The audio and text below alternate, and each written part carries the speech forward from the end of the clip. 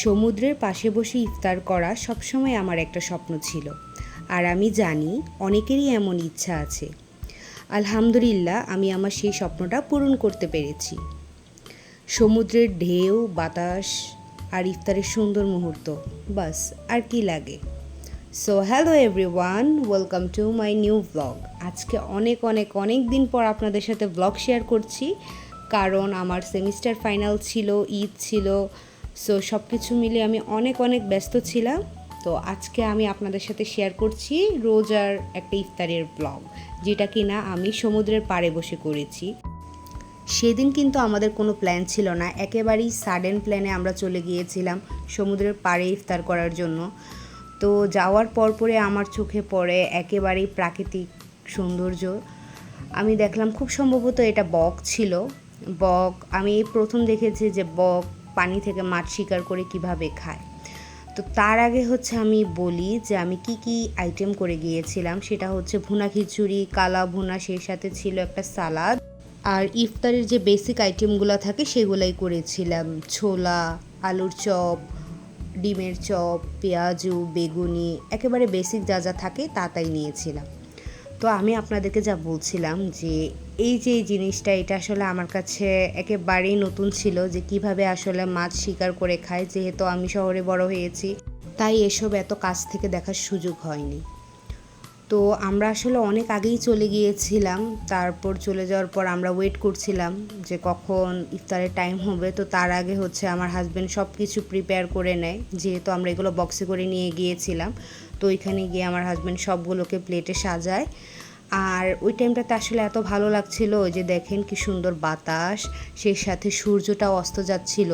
So সানসেটটা দেখা আর সেই সাথে ইফতার নিয়ে অপেক্ষা করা, এটা আসলে আমার কাছে সত্যি বলতে খুবই ড্রিম ছিল। এটা আমার এই ড্রিম পূরণ করার জন্য অবশ্যই আমি আল্লাহর কাছে কৃতজ্ঞ, আর সেই সাথে আমার হাজব্যান্ডের কাছেও কৃতজ্ঞ যে সে আমাকে এতটা সাপোর্ট করে বলেই হয়তো আমার ড্রিমগুলো পূরণ হয়, আলহামদুলিল্লাহ।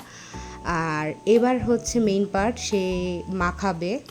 আসলে বিদেশ আসি, যেখানেই যাই না কেন, আমাদের যে বাঙালিয়ানা সেটা কিন্তু থেকেই যায়।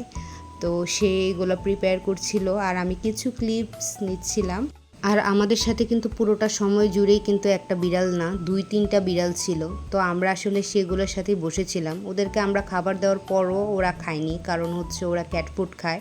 আমি অনেক রকম চেষ্টা করেছিলাম, বাট তাহারা খাবে না। তো কিছু করার নেই, কিন্তু তারা আসলে মানুষের সাথে খুবই ফ্রেন্ডলি, একদম কাছে এসে বসে থাকে। সো এই জিনিসটা আমার আসলে অনেক ভালো লাগছিল। তো আমরা বসেছিলাম আসলে। তারপর যখন দেখলাম যে আর 2 থেকে 3 মিনিট আছে, তো তখনই আমার হাজব্যান্ড মুড়ির সাথে মাখাচ্ছিল। তো এই জায়গাটাতে আমাদের অনেক বেশি স্ট্রাগল হচ্ছিল, কারণ অনেক বেশি বাতাস থাকার কারণে মুড়িগুলো উড়ে যাচ্ছিল।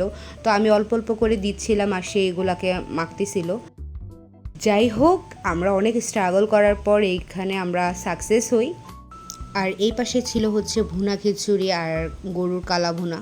তো তারপরে সময় হয়ে যায়, আর আমরা এখানে ইফতার শুরু করি। আমি আসলে বাংলাদেশের আজানটা খুব বেশি মিস করি, বিশেষ করে রোজার দিনে ইফতার ভাঙার টাইমে, কারণ এই দেশে যেহেতু আজান ওরকম হয় না, আর এই কারণে জাস্ট টাইম দেখেই খেতে হয়।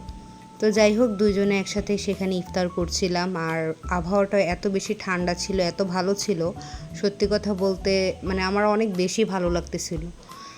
আর সবচেয়ে বড় কথা আল্লাহর নিয়ামত হয়তোবা ছিল সেইখানে, যার কারণে ওয়েদার একেবারেই গরম লাগে নাই।